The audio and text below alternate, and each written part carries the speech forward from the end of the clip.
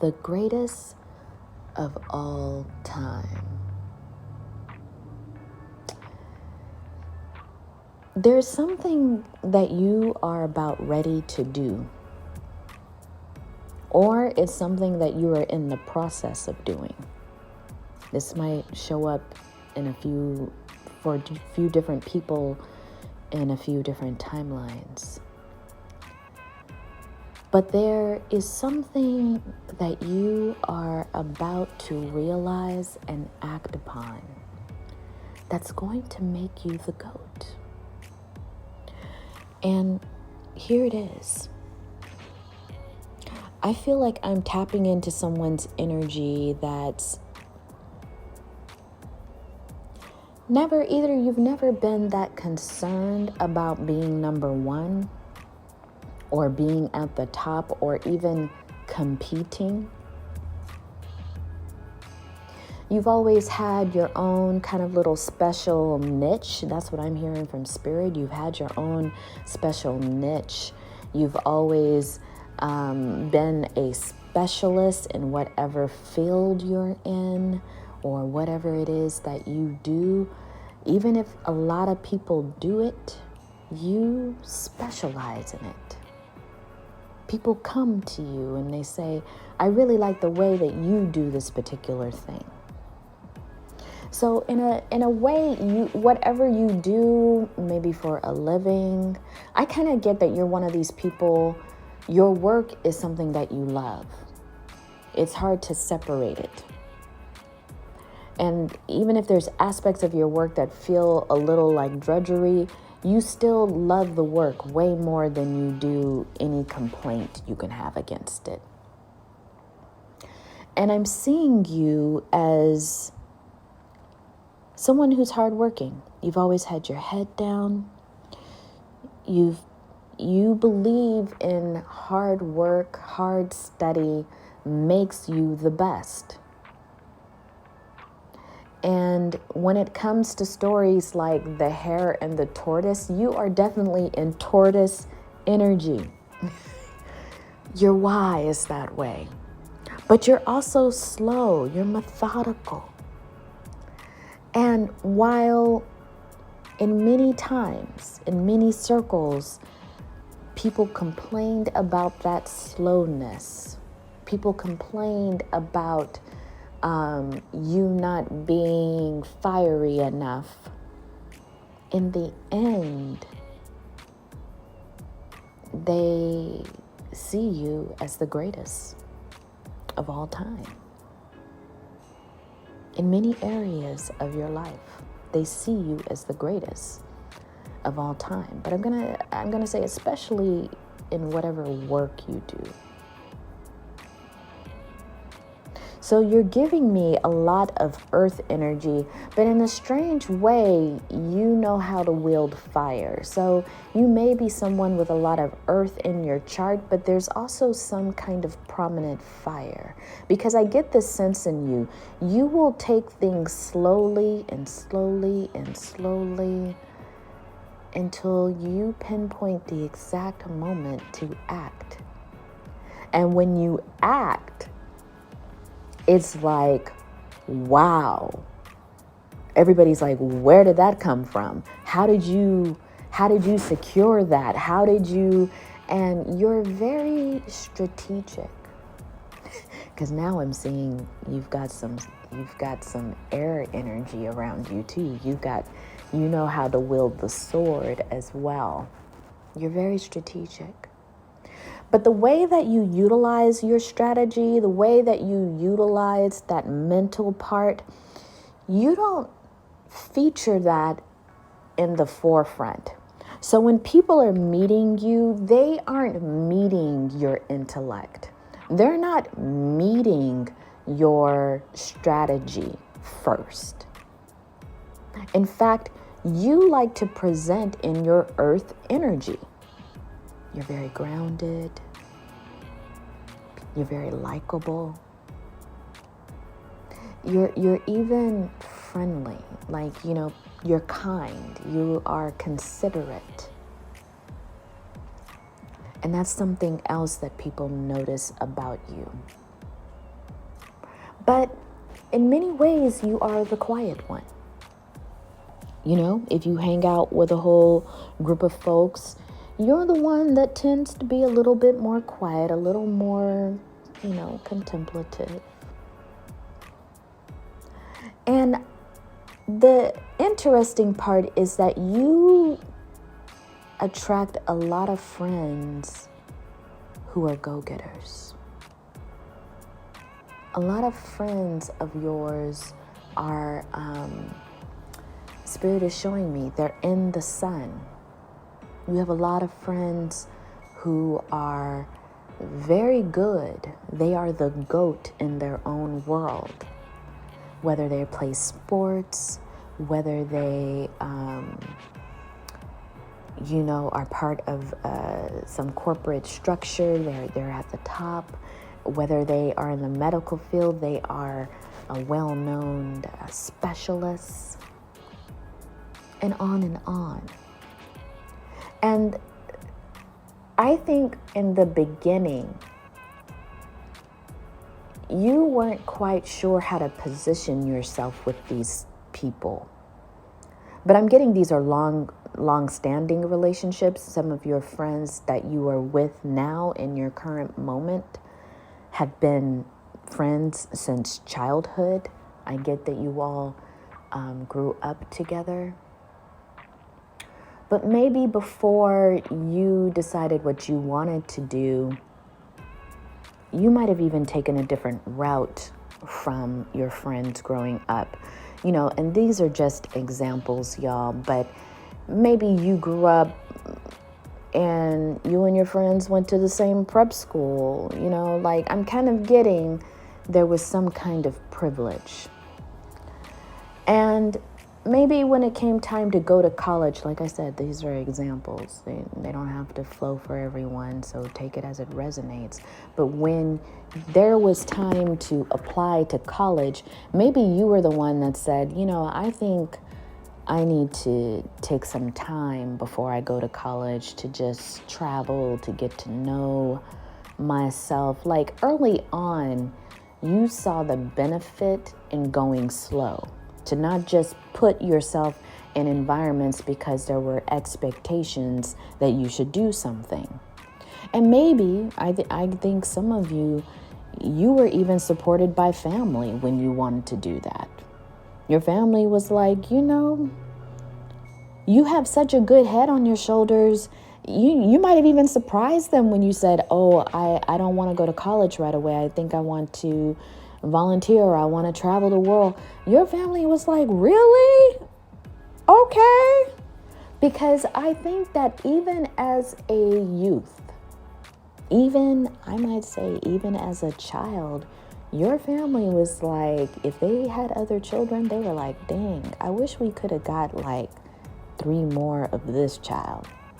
Because you were that child who was grounded, who really didn't present with a lot of issues, who even if they went through something seemed to bounce back. There was just, even when you were growing up, there was a lot of earthiness about you. You were very rooted. You were a blessing. So, going back to that example, when you told your family, hey, I need to do this path a little different, I think your family was like, well, dang, if you're saying that, we trust you. You have our blessing. And you took that opportunity to get to know yourself. And whatever you did, I'm seeing someone who may have volunteered overseas, or someone who may have just traveled and stayed in hostels, and and then I'm also seeing a person who may have gone overseas and did some kind of like spiritual study, cultural study, like say your family, maybe you were second generation in the United States or wherever your family immigrated to, but your family kept in touch with their roots, with their family back home.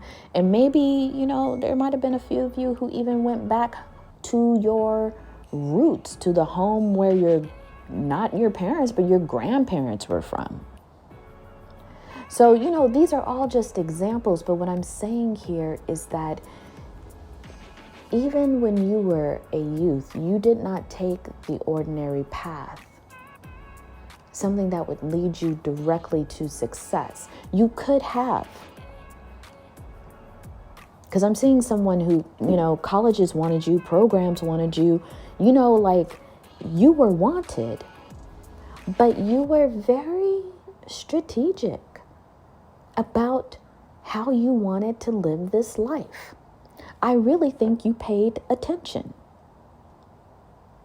Some of you, Spirit is showing me, you had a parent who worked like a dog. You know what I'm saying? That parent worked so much that maybe you didn't even have the strongest relationship with that parent because of their work ethic, because of this parent's commitment to their work. That might have, left your relationship a little bit lighter than you wanted, but you observed how this parent mostly had to neglect important things in their life to be successful. And maybe that was a lesson to you, something you observed, something you didn't even like maybe you wanted to be closer to your dad. Maybe you wanted to be closer to your mom or whoever the caregiver was. But you saw them putting in the midnight oil, traveling a lot, having to come home late, not having meals with everyone. You saw them as a circumstance of their work being very distant. And maybe that was something that, while you observed it, you may have taken it to heart. You didn't want your life to duplicate that. You could have easily gone to med school. You could have easily gone to law school. You could have followed those tracks. But I think you've always had some kind of connection to spirit. Even if you don't call it that, you had a high connection to your intuition. And your intuition would tell you, don't follow the well-worn path. Your intuition would tell you there's something else. And you would go in search of that something else. You were highly curious, highly inquisitive. And when you were out in the world getting to know yourself, you begin to appreciate qualities in people and in situations that you didn't see back home. So let me explain that. Maybe you lived in a small village where everybody was a real community. They worked together. They fed each other. Nobody was alone. Nobody suffered in silence. And I think those were the kind of lessons you learned when you were out in the world. You saw real friendship. You experienced real friendship. You experienced real community. You understood how to be culturally humble if you were in another community that was different from your own. And you learned valuable things from a lot of different people and places. So when it was time for you to come home, to move into the next stage of your life, when you finally did go to college or university, when you finally did step into the world and participate in the things that were expected, you did them from a different energy. So, I mean, like I said, these are examples. Like, say, if you did end up going to medical school, you had a different energy. You weren't in there to become the top surgeon. You weren't in there to make, to be impressing the professors or, the different doctors or scientists you worked with. You were there in a very grounded capacity. You were very authentic with leadership. And there was something refreshing about the way you walked in that location, wherever you decided to take your training, wherever you decided to go to university. If you went to university, you may have decided to, become a woodworker, an artist, and you learned from the best that way. Whatever you decided to do, you really took a grounded, methodical, slow approach. And that was vastly different from your friends. But I got to say, your friends admired your approach. But they were not brave enough to do the same thing, but they always admired you. And there was a way in which you all remained friends. And maybe you wondered at certain moments, am I the odd one out? But not really. Your friends respected your path. And they saw you in your career become the GOAT. Even more of a GOAT than they were in their career. So there were aspects of that were very, validating. But maybe the one aspect that you really felt challenged you was finding a partner. Because I think that, in the group you were in, partners at a certain point, everybody was looking at, well, what kind of career does this person have? What kind of money are they making? What kind of car are they driving? That crowd. And while you could pull away from some of that, the people that you would meet, the options you were around, tend to be from that circle. Because you were meeting friends of your friends, girlfriends or boyfriends, or, you know what I mean? Like, you were meeting friends of your best friend's partner. Like, you were meeting those people and you were in that circle. So I think that you tried it out. Hey, your friends were probably dating some very good-looking people. These people look good on paper. They look good on paper. You know what I'm saying? They were doing this and that, and set up to do this and that. And by this time, you were a GOAT yourself. So but there was something, I gotta say, that just never really took off in your past relationships. You've almost were there a couple of times, like thinking, this is someone I could partner with in the long term. But right when you were getting ready to do it, you would hear that same intuitive voice. That same intuitive voice that you heard, when you were younger. There's something more. There's somebody different. Somebody you need to look out for.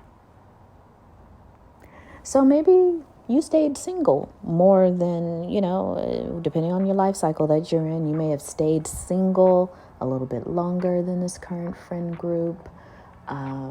You saw your friends getting married.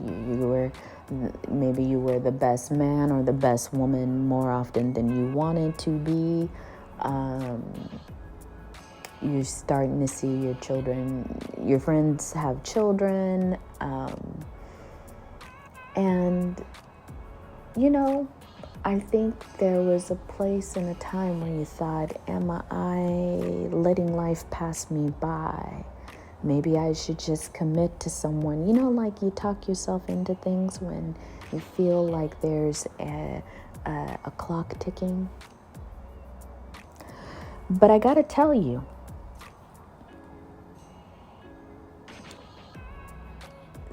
this is going to depend, because some of you, I'm seeing the ages are a little bit different for a few people. Some of you might be younger, but not too young. Maybe you're in your late 30s and you're really starting to feel that clock ticking, wondering if you should start, getting serious about getting a partnership and family. So there's some of you that way. And then there's some of you who took that road, didn't end up with any children, or you might have ended up with children. You might have gotten married and ended up with children, but then realized that partnership was really rooted in something you thought you should have done, a place you should have been. And maybe you realized that was not successful for you, and, you got a divorce. So there's some of you in that.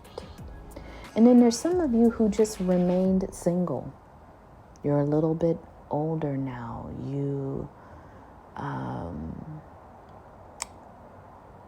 There's this part of you that never really rooted in family life. But you're not super old, and there's many ways to have a family, to have kids if you wanted them, even if you're older. But anyway, take it where it resonates in your story. But what Spirit is showing me, going back to the GOAT, is that you are finally ready. Maybe, after the pandemic, and I'm not saying we're through the pandemic, but, we're through the height of it, maybe. You, in the last 3 years or so, being on your own, supporting others, you realize that you want support around you. You want love around you. You want partnership. And maybe this is the first time you've really sat down and said, wow, I really desired this. But you also see it can come with some folly, trying to find a partner, trying to find the quote unquote right person.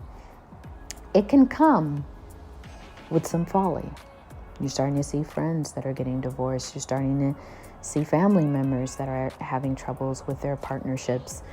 And you realize it's going to take a specific kind of work to get to the person you visualize would be your perfect partner. And you understand that term, even perfect partner, comes with, it's kind of loaded, because you understand relationships take work.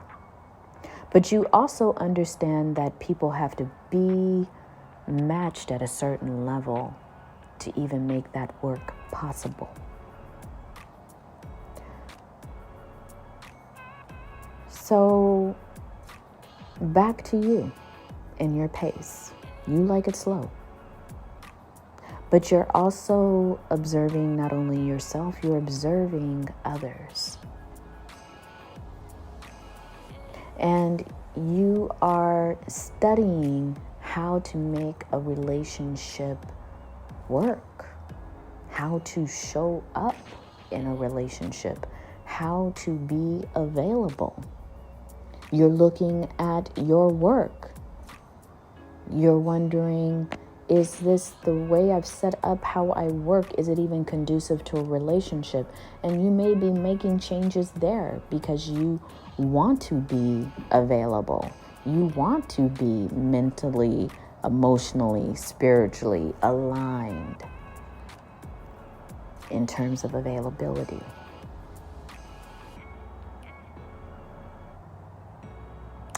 So it's an interesting time period for you. Because in some ways, I'm sensing and Spirit is showing me that you don't think you are ready. You've built up a visualization that very, it's tough. It's that expectation you've built up. It requires a lot of you. Because I think you want your money to be perfect. I think you want this. You want all the accolades that you can show a future partner. And somewhere in there, I think you're hearing the voice again. There's something more. There's something more. So,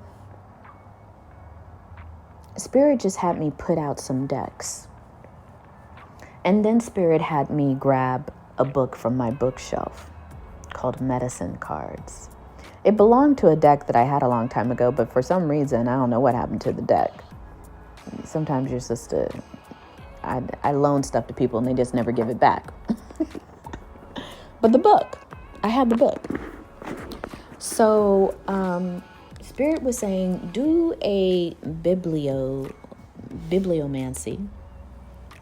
but also pull some oracle cards. And the oracle card that came out that represented you is the High Priest. And under the High Priest, the card says, intend and create. So in this particular deck, there's a High Priestess and then there's a High Priest. So I'm thinking whoever you are definitely in more of your masculine energy. You set intentions and you know how to create from those intentions. You're focused. You're aligned spiritually, emotionally, materially, and intellectually. You work with the energy of the hawk, which I'm going to look up the hawk's medicine because Spirit just showed that to me and said, no need to randomly pick a card. Let's go to the hawk. So let's see, because I don't know if this book has an index. It doesn't appear like it does. So let me go to the front of the book. Yep, the hawk's right here, number 2. So the hawk, because I believe that's the energy that Spirit is saying, this is the, not only the animal energy you're working with, it's actually the energy signature you hold. Spirit showing that to me, but let's read it. It says the hawk is akin to Mercury. So there we go. You may have some prominent air in your sign, or your Mercury might be very prominent. Like your Mercury might be in your 10th house. It might be in your 9th house. It might be in your 1st house. There's something very prominent about your Mercury because it serves as a messenger for you. And it's a messenger from the gods, from Spirit to you. And it says here, Hawk medicine teaches you to be observant. You get what I'm saying? Remember that last channel, that channel earlier was saying, you look at your surroundings, you observe the obvious in everything you do. You understand that life is constantly sending you signals and that life is the initiation. Y'all, we cannot come through, Spirit. Because I just opened this book and put it on the hawk. And it's saying all those things that I was channeling earlier about the earlier parts of your life. That you see life as the initiation. And that the clue to a magical life is what you realized. You realize that your magical life is your power to overcome any difficult situation.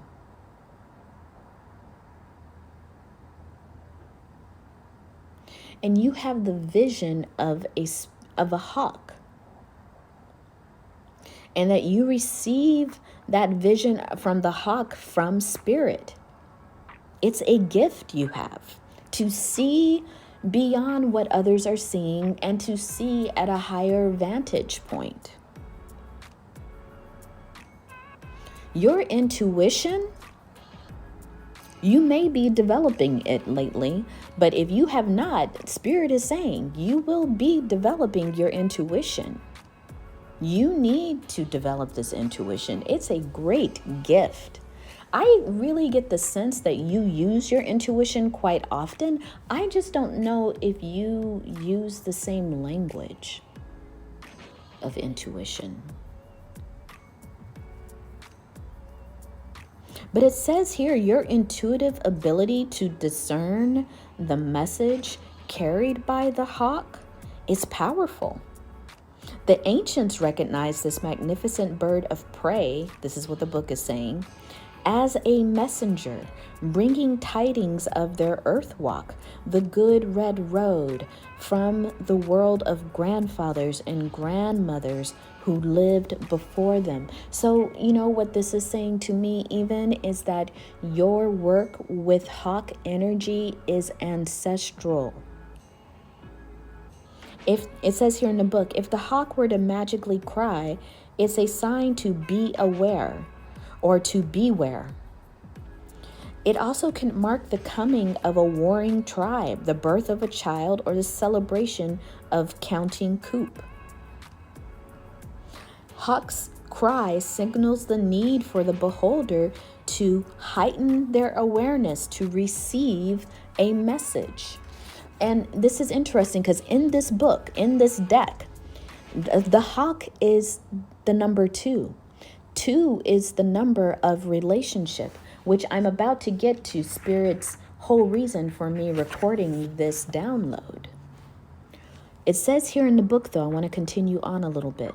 Hawk medicine is a totem that is filled with responsibility because hawk people see the overall view. Hawk is not like a mouse who sees everything through a magnifying glass. Hawk medicine people are aware of omens, messages from spirit, and the color of the calling card you gave them 3 months ago. No detail becomes unnoticed to hawk people. If hawk has circled or landed in your awareness, take notice. You are beginning to understand you need to take notice of something when it comes to manifesting, especially a relationship. This is why y'all know I'm a little bit long-winded. So, you know, if you're listening to this recording at this moment, it is most definitely for you. Because this is what Spirit showed me when it said you were the GOAT.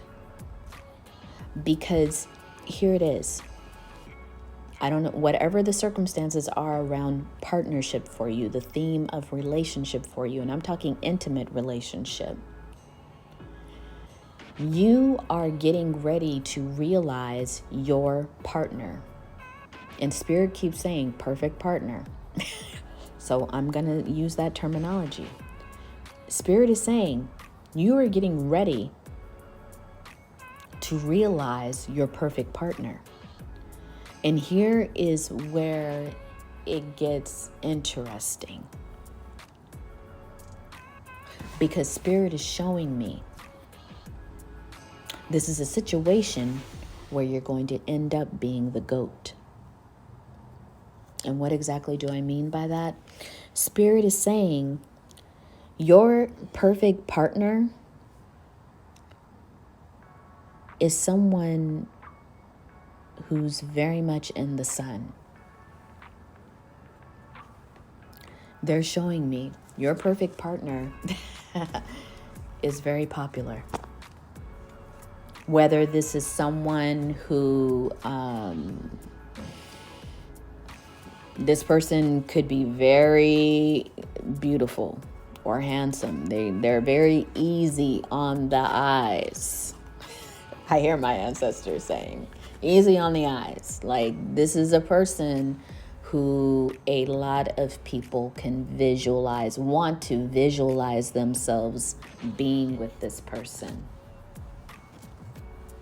And I'm picking a deck here. This deck is called Black Goddess Within. And it's a very small deck. But when I tapped into the energy of this partner that's coming towards you, I got the Asasiya card, which is an Ashanti goddess from Ghana. This partner is Earth Goddess. This partner is honored, revered, and celebrated, by many people. Whoever this person is, they are revered by many people. This person is popular. I would say maybe this person at one end of the spectrum, this person could be a celebrity. At another end of the spectrum, this person is very well known for something that they do. And whatever they do, it's based in earthly compassion. So their work benefits other people. And you will hear people from all walks of life lift up this perfect future partner for you. And so Spirit is saying this person is almost like an unbelievable icon. Their energy is not only successful, their outer appearance is not only beautiful and stunning. I'm hearing my spirit say stunning.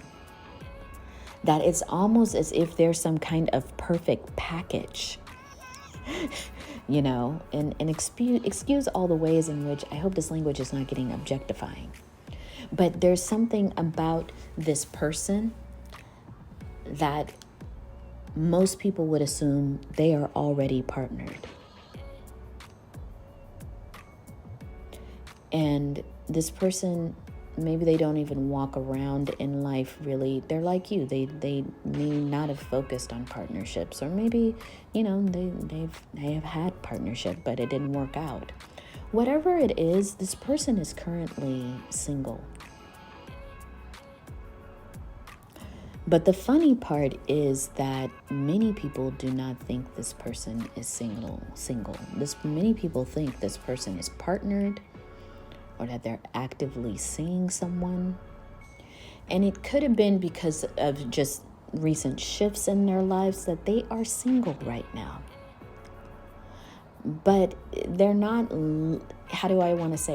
it's not part of their public life. But this person catches your eye. This person, yes, they catch your eye because, they are good looking. Whoever they are, regardless of gender, they are an earth goddess. They are a Sasiya energy, honored, revered, beautiful, handsome, talked about. And at first, you may be attracted to their look, but then later you find out about their work, you find out about what they do, and you are even more attracted. But there's something inside of you that likes to study people, that likes to make sure things feel aligned before you make some kind of move. But here's something interesting, because the universe is doing this, and the universe is telling me right now they're doing it on purpose. You may also have a couple of friends or shared relationships where others are also, that you know, are also looking at this person. And you may have your opinions about these people that are looking at this person. And these people are like, hey, I'm about ready. I heard this person is single. I'm about ready to shoot my shot. And I think you had been more on the quiet with your attraction to this person. I think you have been, with all things in life, doing your homework, educating yourself, preparing yourself to be in relationship. And I think there's something about this energy you're attracted to that you almost feel like is out of your reach, out of your grasp. Because you're not out in the sun with your achievements like that. And here's what I mean. It's not like you don't talk about what you do. It's not that people don't, revere and honor you, because you definitely are revered. You definitely are honored.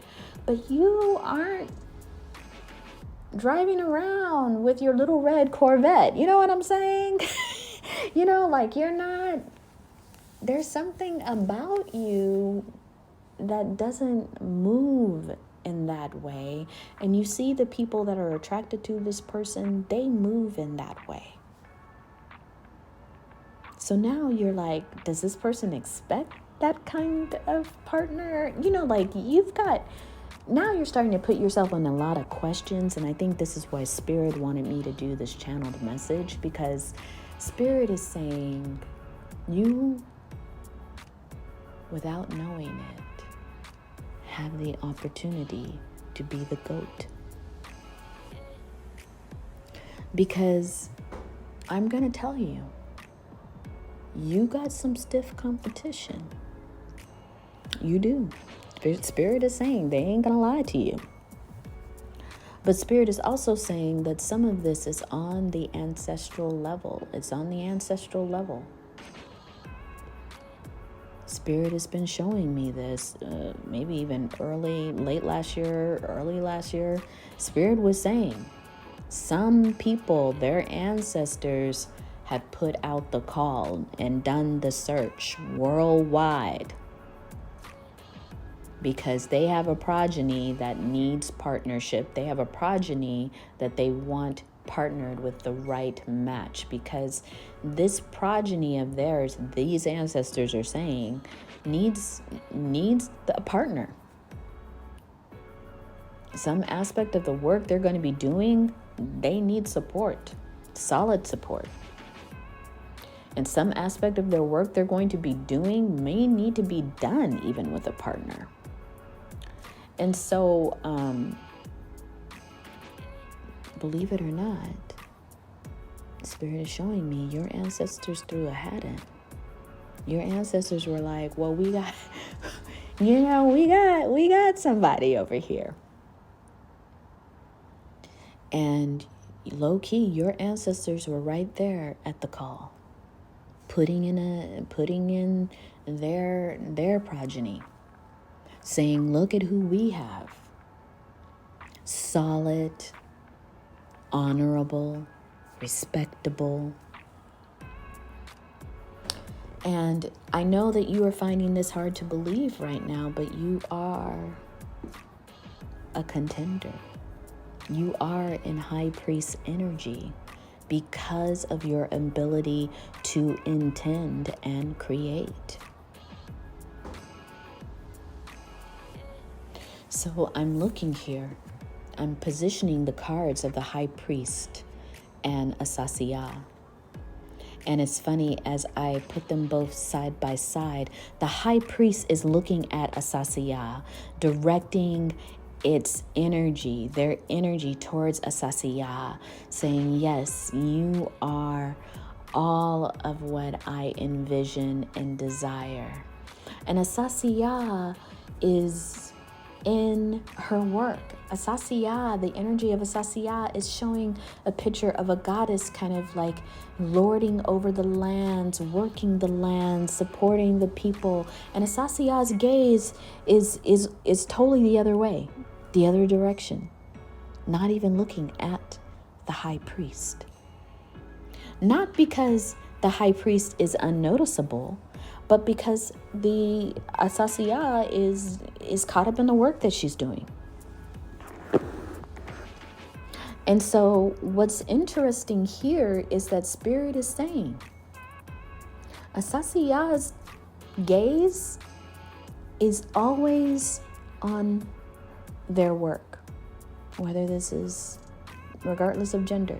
Could be a woman, could be a man, non-binary person.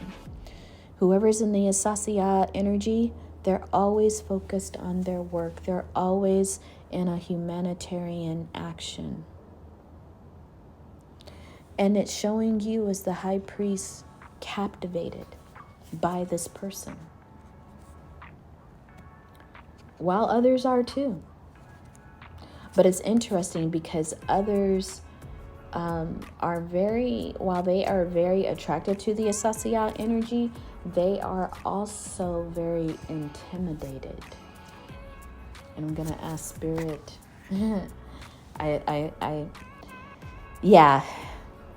I break open the tarot deck and it shows a 2 of Wands action. Like you are definitely looking out into the world of Asasiya. And you are like, I can hold that energy with you. Because in this particular 2 of Wands, you see the figure holding the earth in one of its hands and holding the wand in the other. And this is the first time I've interpreted this 2 of Wands like this. But it's like, I see you, the goat, attracted, passionate, holding the wand, but also holding the earth, which matches the vibration of Asasiya. Your vibration matches this person perfectly. You can hold the energy of Asasiya in one of your hands while holding passion and love and care for this person in the other. That is how Spirit is showing me that you make the perfect partner for this person. And the other card in the other hand, because I told you I split the deck, the other card is the Magician. So you are manifesting this person right now. And I think what Spirit is trying to show me, because I'm going to shuffle these cards real quick, so you may hear that. Spirit is showing me that for some reason, you don't think you're a contender. But everything in the spirit world, the universe, your ancestors, they're saying, yeah, you are. We have the Temperance card here in reverse. The Temperance card, when it is upright, there's balance there. There's one cup pouring into another. It's actually a card of love, but the action of love. But right here, it's in reverse. There's nothing happening to bring the energy forward. Say more, Spirit. Yeah, there's a certain kind of juggling that's happening right now. And I don't know if you are juggling, it's a 2 of Pentacles. So to me, that's like, there's a certain kind of juggling. Maybe you're wanting some achievement to come through before you approach this Asasiya energy. Maybe you work too much. I don't know, but there is something you are juggling. Now, in some cases, because more than one person may listen to this, You may be juggling some aspect of your life that's not allowing for you to make room for partnership. Maybe you work too much. Maybe you have a few relationships that are, how do we say, not serious, but they're in your energy. But I see someone pulling out of that because now you have the Four of Swords. You're going within because I think you see this asasiya and you understand at a very unconscious, maybe conscious level, that this is your person. But there's something holding you back. And you're in deep contemplation about it. Spirit says long, deep, slow contemplation. But yeah, you've got the 10 of Wands here under the Temperance. And that's telling me you may have been diving so deeply into your work, particular project, whatever you're doing, that you haven't even really set up your life to have a partner.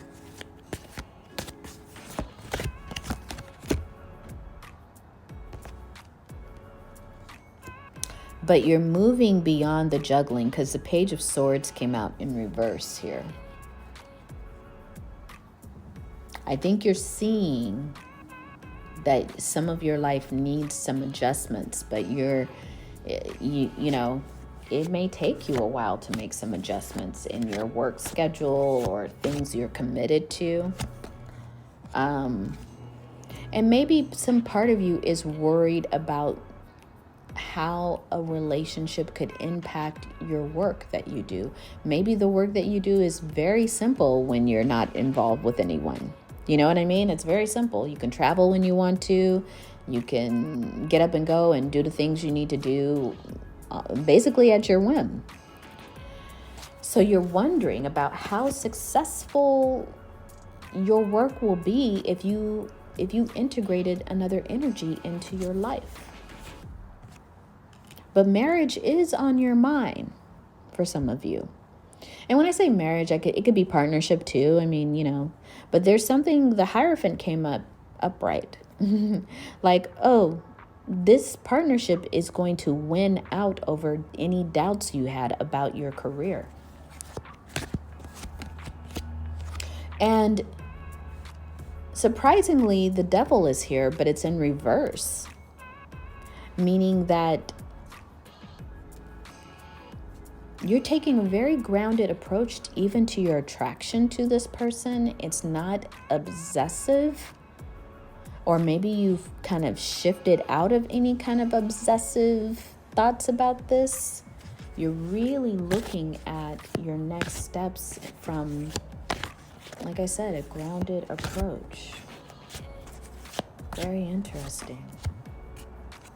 And then you have Judgment here. You are getting ready to take some kind of action. And there's something here about working past your doubts, working past, because you're starting to see something that other people around you are not seeing in regards to this partner you want to solidify things with. You are seeing something deeper about this Asasiya energy. And your ancestors are helping you. And you're seeing that this person needs someone they can depend on. Not someone that will just be arm candy. Not someone who's just going to kind of be concerned about how popular they are or how well known they are. This person needs a special kind of partner. Not a partner who's going to compete with them. Not a partner who's going to try to control them. And that's you. Because I think you see this energy from a lens of wholeness.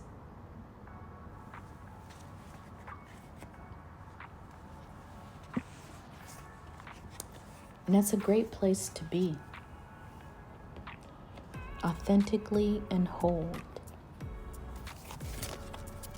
So this could go on and on forever. Spirit is showing me, like, you may want to wrap this up. They kind of get the gist, but you've got a cup to offer.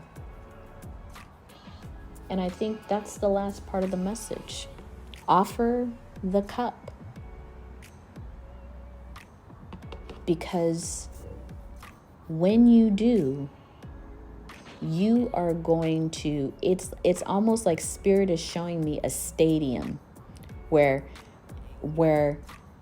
the goat takes the ball and takes the action and does it, and the whole crowd stands up on their feet like, what?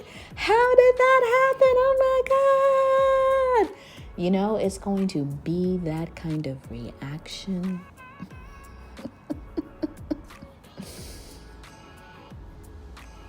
It's going to be that kind of reaction where people are like, I did not know that you were trying to do this. What?